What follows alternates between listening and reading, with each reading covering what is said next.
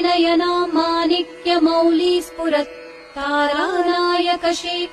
स्मितमुखीमापीनवक्षोरुहाम् पाणिभ्यामलिपूर्णरत्नचषकम् रक्तोत्पलम् बिभ्रतीम् सौम्याम् रत्नघटस्थरक्तचरणाम् ध्यायेत् परामम्बिकाम्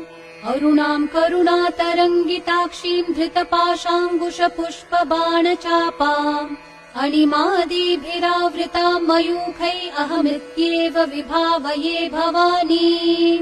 ध्यायेत् पद्मासनस्थाम् विकसितवदनाम् पद्मपत्रायताक्षीम् हेमाभाम् पीतवस्त्राम् करकलितलसद्धेम पद्माम् वराङ्गीम् सर्वालङ्कारयुक्ताम् सततमभयदाम् भक्तनम्राम् भवानीम् श्रीविद्याम् शान्तमूर्तिम् सकलसुरनुताम् सर्वसम्पत्प्रदात्रीम् सकुङ्कुम